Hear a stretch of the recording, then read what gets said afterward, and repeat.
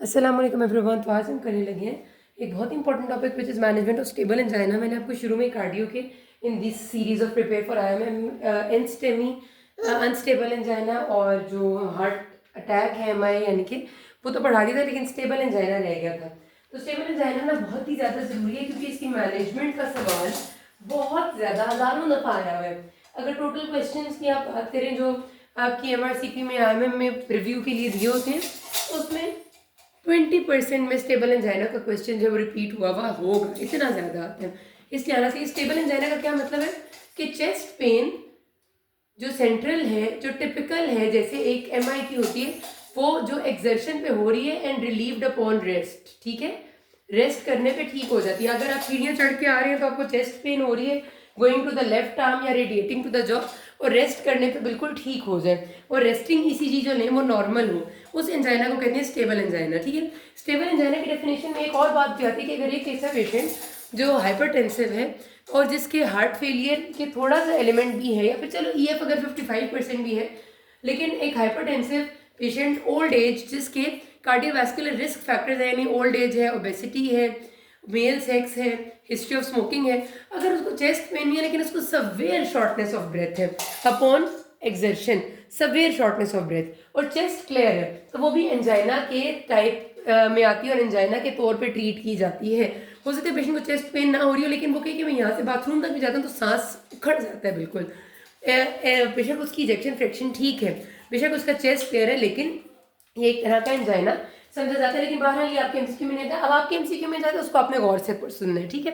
कि एक एंजाइना का पेशेंट आके हमेशा सिनेरियो में ये होता है कि एक पेशेंट है जो सेंट्रल चेस्ट पेन की कंप्लेन कर रहा है, जो एक्सर्शन पे हो रही है, रेस्ट पे ठीक हो रही है, हमने इन्वेस्टिगेट किया, वाइटल्स नॉर्मल थे, रेस्टिंग ECG नॉर्मल थी, अब क्या मैनेजमेंट देनी है। तो ये management is all about stable angina. गौर से सुननी है, इसमें से हर लफ्ज में से MCQ आते हैं।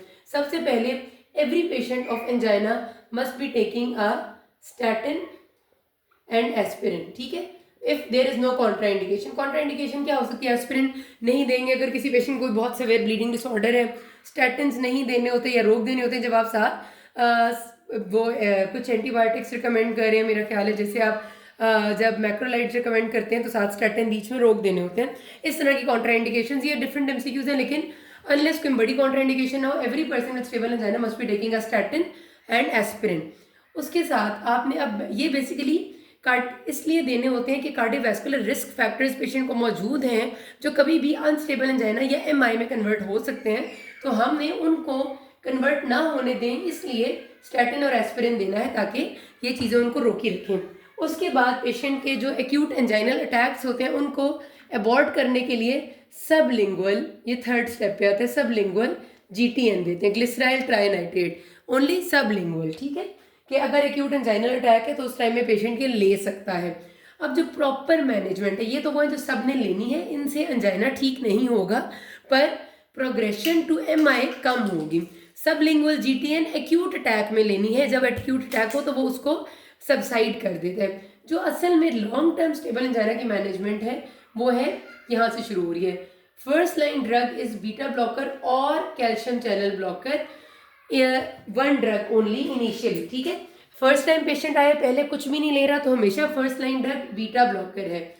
अगर पेशेंट को एस्थमा की हिस्ट्री है, उनने लिख दिया MCQ में, गौर से देखना है, then first line drug will be calcium channel blocker. बहुत दफा MCQ में लिखते हैं और हम अंधे वहां देखते हैं, MCQ को पढ़ना की जहमत नहीं करते और फिर हमारा MCQ गलत हो जाता है क्योंकि उन्होंने लिखा होता है कि patient has a history of asthma, छोटा सा लफ्ज होता है और हम सीधा बीटा ब्लॉकर टिक कर देते हैं। तो first line drug is beta blocker. Beta blocker की में तब नहीं देना अगर एस्थमा है, फिर क्या देना? Calcium channel blocker. Beta blocker देने का तरीका ये होता है कि सबसे पहले हमने जो फर्स्ट लाइन ड्रग है वो देनी है, और अगर पेशेंट के फर्स्ट लाइन ड्रग, सपोज वो आपको एक MCQ ये भी आया है कि पेशेंट ले रहा है एटिनोलोल 50 mg OD, लेकिन उसका एंजाइना ठीक नहीं हो रहा, तो अब क्या करें? तो अभी हमने जो फर्स्ट लाइन ड्रग है उसको मैक्सिमम डोज तक लेके जाना है।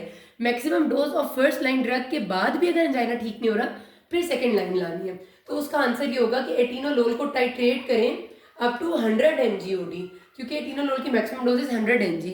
अगर वो कहे कि maximum dose of beta blocker ले रहा है, उस पर भी ठीक नहीं हो रहा, तो फिर आपने कैल्शियम चैनल ब्लॉकर ऐड करनी है।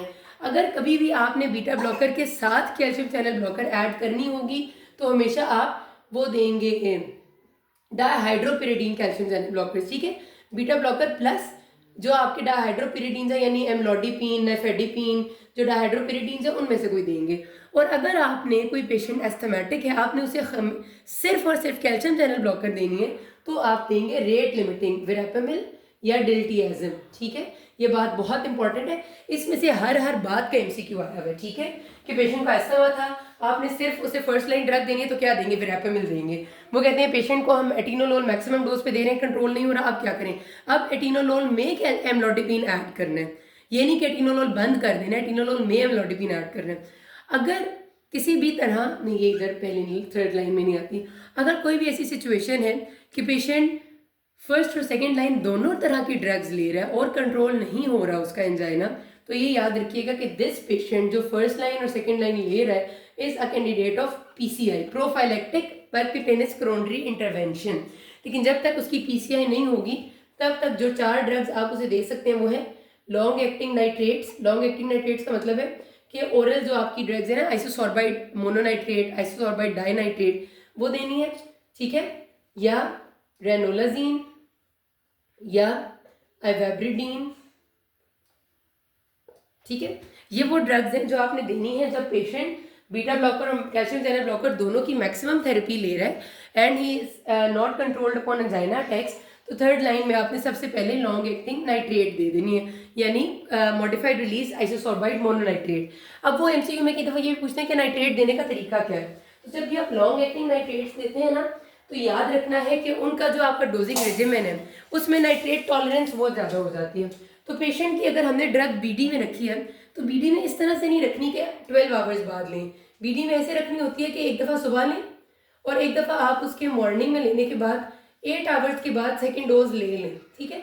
फिर बीच में गैप कितना आ जाएगा, 8 आवर्स बाद जब सेकेंड डोज ले लेंगे तो बीच में मेरा ख्याल है 13, 14, 15, 16 कितने होते हैं बोला, जितने भी टोटल आवर्स, मेरे ख्याल 14 आवर्स का गैप आ जाएगा, ठीक है। तो 14 आवर्स का दोनों डोजेस के दरमियान में गैप आने से ये होगा कि नाइट्रेट टॉलरेंस डेवलप नहीं होगी। इसको कहते हैं asymmetrical dosing regime of nitrate. ये आपने फॉलो करनी होती है, ये भी एमसीक्यू में आती है कि नाइट्रेट देने का तरीका क्या है। ये लॉन्ग एक्टिंग नाइट्रेट का तरीका है। सबलिंगुअल नाइट्रेट तो आपने एंजाइना अटैक में लेनी है, लेकिन लॉन्ग एक्टिंग नाइट्रेट हमेशा उसको हम कहते हैं कि वो वाला क्या होता है बोला कि डोजिंग रेजिमेंट जो है वो नॉर्मल नहीं है, हमने थोड़ा सा उसको हटा लिए नॉर्मल से, बीडी के बजाय हमने उसको 2 डोजेस कर लिए 8 आवर के फासले पर 14 आवर्स का गैप डाल दिए, ठीक है। तो अब आपकी क्या आसान बात होगी, first line is beta blocker, asthma है तो first line is calcium channel blocker. अगर आपने बीटा ब्लॉकर दी हुई है तो पहले उसे मैक्सिमम डोज में देंगे, उस पर कंट्रोल नहीं हो रहा तो उसमें कैल्शियम चैनल ब्लॉकर डायहाइड्रोपिरिडीन ऐड करेंगे। अगर आपने सिर्फ अकेली कैल्शियम चैनल ब्लॉकर देनी है तो फिर आपने वेरापेमिल या डिल्टियाज़िम देनी है। और अगर पेशेंट कोई इन दोनों पे कंट्रोल नहीं कर रहा तो लॉन्ग एक्टिंग नाइट्रेट, रेनोलाजीन, आइवेब्रिडीन, ठीक है, ये देंगे। दिस ऑल, किसी को कोई मसला हो कि ना। Thank you.